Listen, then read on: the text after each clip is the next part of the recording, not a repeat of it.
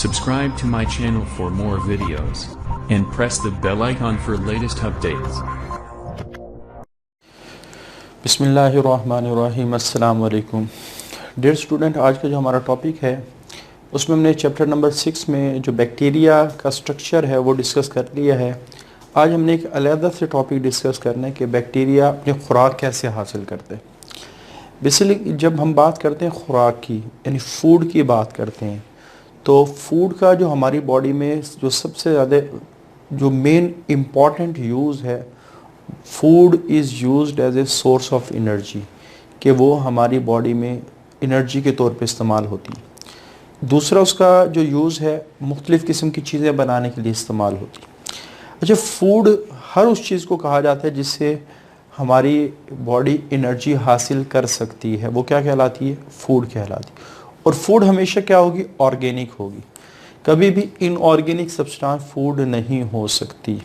उसकी वजह ये है, हमारी बॉडी जो एनर्जी हासिल करती है वो CH बॉन्ड को तोड़ के एनर्जी हासिल करती है, और जो CH बॉन्ड है वो हमेशा ऑर्गेनिक कंपाउंड में पाए जाते हैं। तो जो हमारी फूड है वो हमेशा ऑर्गेनिक होगी, इनऑर्गेनिक नहीं होगी।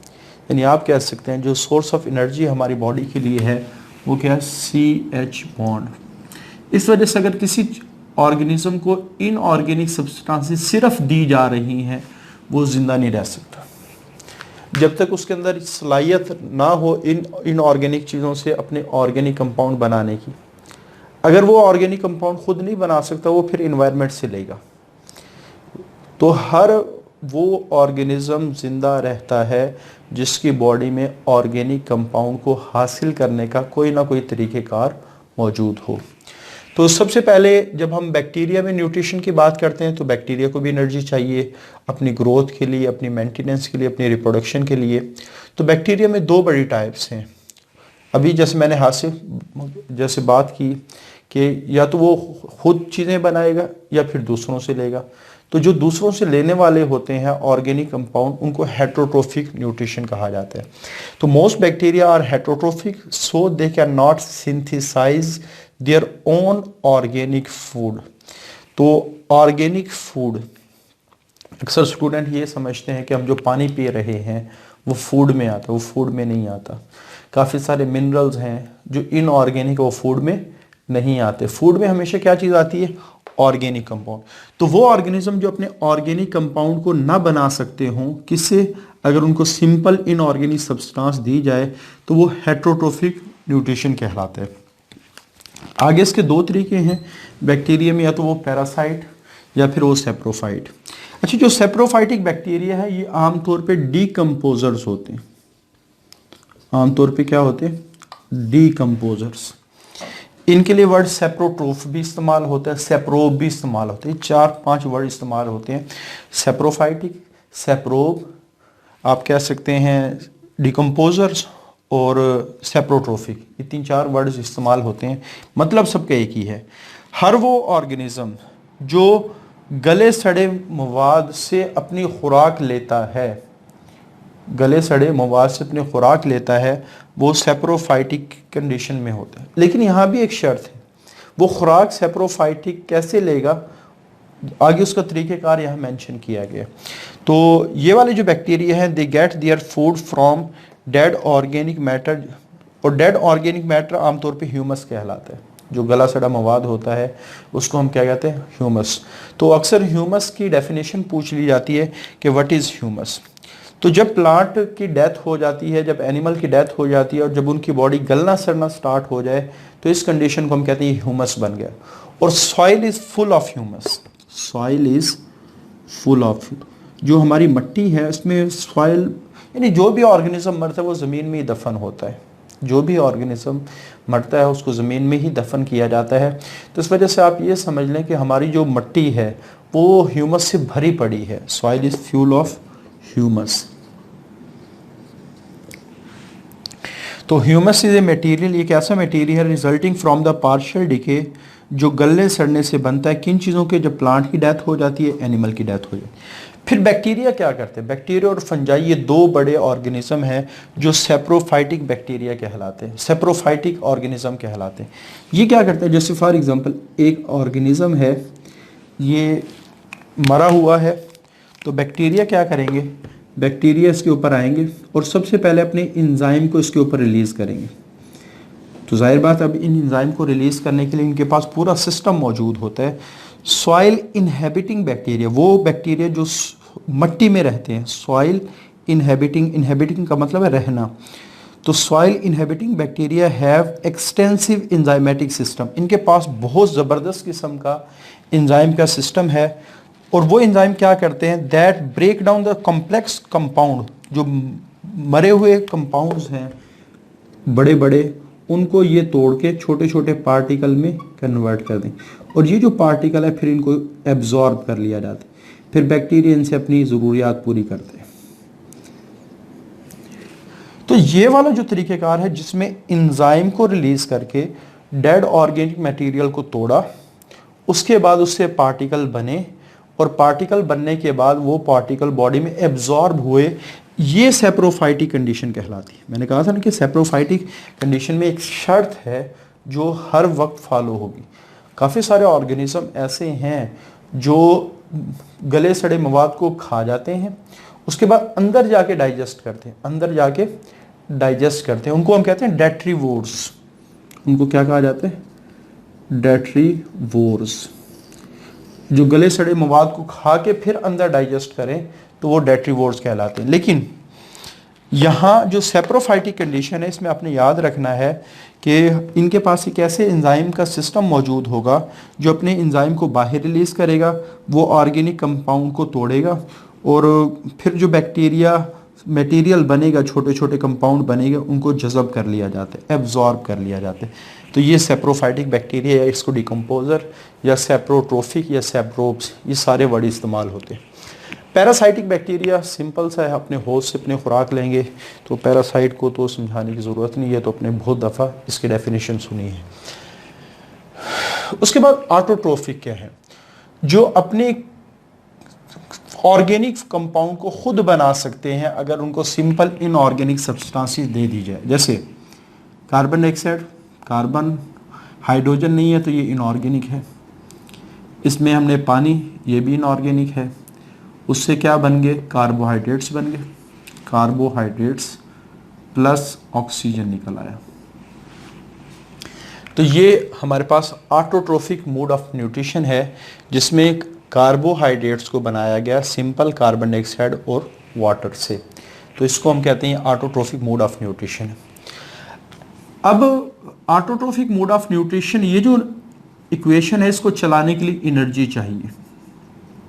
इसको चलाने के लिए क्या चाहिए? एनर्जी चाहिए। एनर्जी के बगैर खुराक नहीं बनाई जा सकती, क्योंकि खुराक को जब तोड़ा जाता है उससे एनर्जी निकाली जाती है, तो खुराक को बनाते हुए एनर्जी चाहिए होगी। अब ये एनर्जी कहाँ से आती है? ठीक है, तो इस बिहाफ पे दो किस्म की ऑर्गेनिज्म हो सकते हैं। ये एनर्जी सनलाइट से भी आ सकती है, सनलाइट। ये एनर्जी केमिकल रिएक्शन से भी आ सकती है, केमिकल रिएक्शन से भी आ सकती है। अगर ये सनलाइट से आ रही है तो खुराक का बनना in the presence of sunlight, इसको हम कहते हैं फोटोसिंथेसिस।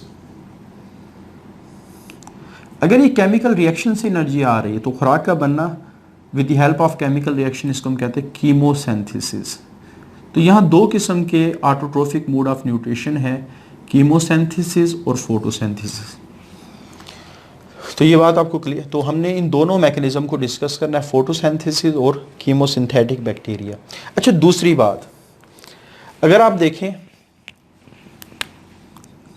कार्बन डाइऑक्साइड और कार्बोहाइड्रेट में, अगर सिर्फ इनके एलिमेंट को देखें तो इसमें कार्बन है, इसमें ऑक्सीजन है, इसमें कार्बन है, इसमें हाइड्रोजन है, इसमें ऑक्सीजन है, यानी इसमें दो एलिमेंट है, इसमें तीन एलिमेंट है। तो इसका मतलब ये हुआ कि एक एलिमेंट इसमें ऐड किया गया है। वो एलिमेंट कहाँ से आता है?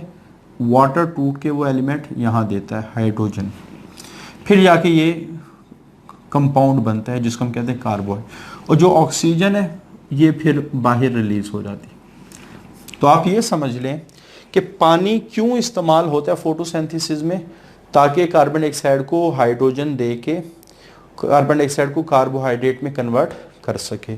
तो यानी water act as a source of hydrogen in photosynthesis, water act as a source of hydrogen in photosynthesis. तो इस बात को आपने जहन में रखना है, क्योंकि आगे ये टर्म हम इस्तेमाल करेंगे अगले पॉइंट में।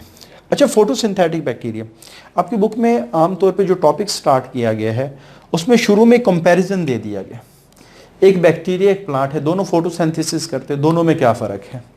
अच्छा, पहला फ़र्क, फोटोसिंथेसिस के लिए सनलाइट का आना ज़रूरी है, और सनलाइट को एब्जॉर्ब करने के लिए फोटोसिंथेटिक ऑर्गेनिज्म के पास क्लोरोफिल होते हैं। क्लोरोफिल क्या है?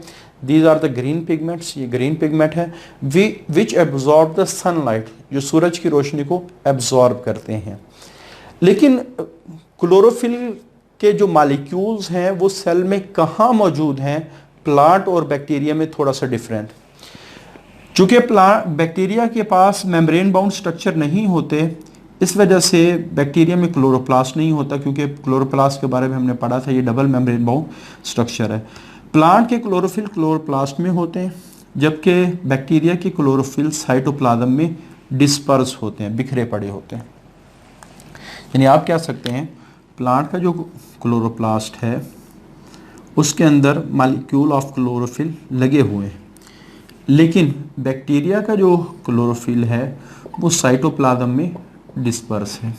अच्छा, उसके बाद ज़्यादातर बैक्टीरिया, ये हमने थोड़ा सा इसको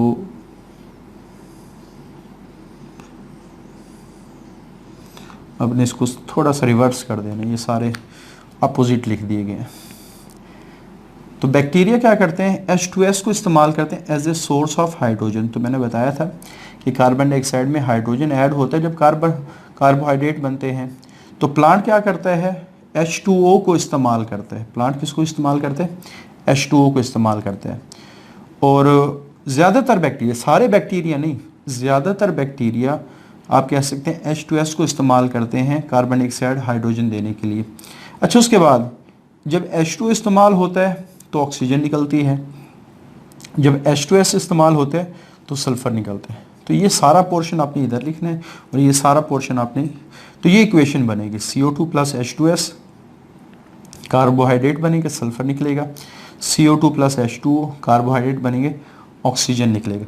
तो वो आप कह सकते हैं फोटोसिंथेसिस जिसमें ऑक्सीजन निकलती है ड्यूरिंग द रिएक्शन, उसको ऑक्सीजेनिक फोटोसिंथेसिस कहा जाता है। ये भी टर्म आपने याद रखनी है, क्योंकि नेक्स्ट लेक्चर्स में ये टर्म भी इस्तेमाल होती है। What do you mean by oxygenic photosynthesis. तो प्लांट में आप कह सकते हैं ऑक्सीजेनिक फोटोसिंथेसिस होती है, क्योंकि उसमें H2O इस्तेमाल होता है, हाइड्रोजन चला जाता है कार्बन डाइऑक्साइड के पास, उसको कार्बोहाइड्रेट बना देता है, और जो बाकी ऑक्सीजन है वो बाहर निकल आती है। तो ये आपने इधर और ये इधर। उसके बाद एग्जांपल्स आपने याद रखनी है, ग्रीन, पर्पल। तो ये जो बैक्टीरिया काफ़ी सारे कलर के होते हैं, ग्रीन भी होते हैं जिनमें क्लोरोफिल ज़्यादा है। अगर क्लोरोफिल के अलावा काफ़ी सारे और भी फोटोसिंथेटिक पिगमेंट होते हैं। फोटोसिंथेटिक पिगमेंट का मतलब है कि वो सब्सटेंस जो लाइट को एब्जॉर्ब करे। हमेशा जिस भी ऑर्गेनिज्म में पिगमेंट मौजूद होंगे वो कलरफुल होगा। जैसे हमारी जो स्किन है इसमें मेलानिन पिगमेंट मौजूद है, जिसकी वजह से हमारी स्किन का कलर ब्राउन है। अगर ज़्यादा हो जाए तो ब्लैक होना शुरू हो जाता है। तो green sulphur bacteria, purple sulphur bacteria, purple कुछ ऐसे हैं जो सल्फ़र रिलीज़ नहीं करते। मैंने बताया ना काफ़ी सारी, एक हम बहुत बड़ी क्लास पढ़ेंगे बैक्टीरिया के चैप्टर के एंड में, साइनोबैक्टीरिया, उसमें ऑक्सीजन बनती है। तो कीमोसिंथेटिक बैक्टीरिया क्या होते हैं कि आमतौर पे केमिकल रिएक्शन को इस्तेमाल करते हैं, उस केमिकल रिएक्शन से एनर्जी निकालते हैं, उस एनर्जी से खुराक बनाते हैं। तो ज़्यादातर केमिकल रिएक्शन जिनसे एनर्जी निकलती है वो ऑक्सीडेशन के रिएक्शन होते हैं। इस वजह से हमारी बॉडी के अंदर जब खुराक टूटती है तो वो बायोलॉजिकल ऑक्सीडेशन कहलाती है, क्योंकि ऑक्सीडेशन के प्रोसेस से एनर्जी रिलीज होती है। तो ये क्या करते हैं, काफ़ी सारे इनऑर्गेनिक कंपाउंड जैसे अमोनिया है, नाइट्रेट है, नाइट्राइट्स है, सल्फ़र है, फेरोस आयंस है, इनको जब इनकी ऑक्सीडेशन करता है तो फिर उससे एनर्जी को बाहर निकाल के उसको एनर्जी को अपने पास रखता है और फिर इस एनर्जी को सिंथेटिक रिएक्शन के लिए इस्तेमाल, फूड को बनाने के लिए इस्तेमाल होते हैं। जैसे नाइट्रीफाइंग बैक्टीरिया, नाइट्रीफाइंग बैक्टीरिया क्या कर रहे होते हैं कि फ्री नाइट्रोजन को नाइट्रेट में कन्वर्ट कर रहे होते हैं या नाइट्राइट में कन्वर्ट। अब ये भी ऑक्सीडेशन का प्रोसेस है कि इसमें ऑक्सीजन ऐड की। इसी तरह काफ़ी सारे बैक्टीरिया ऐसे हैं जो नाइट्रीफाइंग बैक्टीरिया हैं जो अमोनिया को नाइट्रेट में कन्वर्ट कर रहे हैं। अब यहाँ दो काम हुए, ऑक्सीजन को ऐड किया गया, हाइड्रोजन को बाहर निकाल, तभी ये बनेगा नाइट्रेट्स। तो ऑक्सीजन की एडिशन भी ऑक्सीडेशन है और रिमूवल ऑफ हाइड्रोजन भी क्या है, ऑक्सीडेशन है। तो ये वाले बैक्टीरिया क्या करते हैं, काफ़ी सारे इनऑर्गेनिक कंपाउंड की ऑक्सीडेशन करके जो एनर्जी बाहर निकलती है उसको उससे अपनी खुराक बनाते हैं, जैसे नाइट्रीफाइंग बैक्टीरियाज की एग्जांपल है। तो ये टॉपिक ऐसा टॉपिक है जिसको आपने 8th में भी पढ़ा, 9th में भी पढ़ा, 10th में भी पढ़ा और अब फर्स्ट ईयर में भी पढ़ रहे हो। और ये इंतहाई आसान है, लेकिन इसके बावजूद कुछ स्टूडेंट ऐसे हैं जो इसको सही तरह तैयार नहीं कर पा रहे होते। तो थोड़ी सी मेहनत किया करें, हाँ, थोड़ी सी मेहनत करने से हर चीज़ तैयार आसानी से हो जाती है। आज के लिए इतना ही, अल्लाह हाफिज़।